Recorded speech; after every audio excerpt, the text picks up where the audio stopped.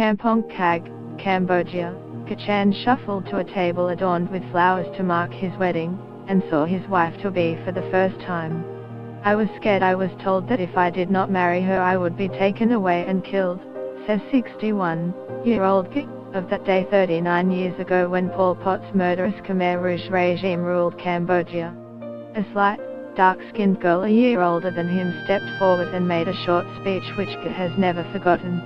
I have decided to marry and love and care for my husband for the rest of my life, said Phuk, who had grown up in a village 16 kilometers away, but was also one of an estimated 250,000 Cambodians forced into marriage under the Khmer Rouge. What could I do?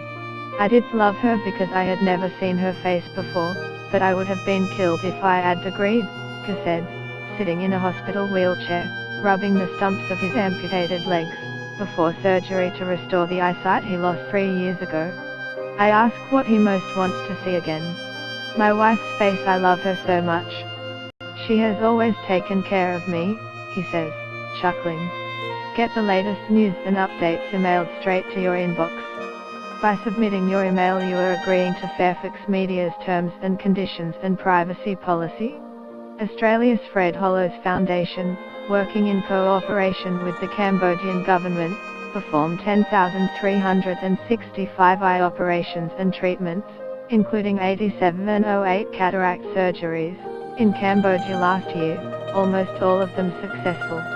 But Chai Sambo, a doctor at the Foundation's eye center in Kampong Kag, 100 kilometers northeast of Phnom Penh, says he never takes surgery for granted.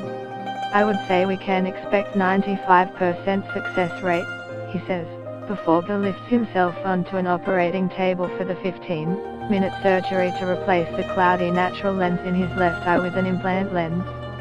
There was great anticipation early the next morning when he was wheeled into the center, accompanied by Phuk, who had taken time off from work in the rice fields, where she earns between $6 and $9 a week to feed her family. When a nurse removed the patch over Ji's eye he took several seconds to register what he was seeing, a Fred Hollows staff member standing 2 meters away. But then he realized Phuk was sitting next to him and reached out and stroked her face. I can't see very well. I am very happy, he said, laughing. Phuk wiped tears from her eyes. Testimonies of dozens of couples forced to marry have been heard at a United Nations tribunal in Phnom Penh investigating the Khmer Rouge's disastrous plan to create an agrarian utopia in Cambodia between 1975 and 1979 that left more than 1.7 million Cambodians dead due to starvation, disease and execution.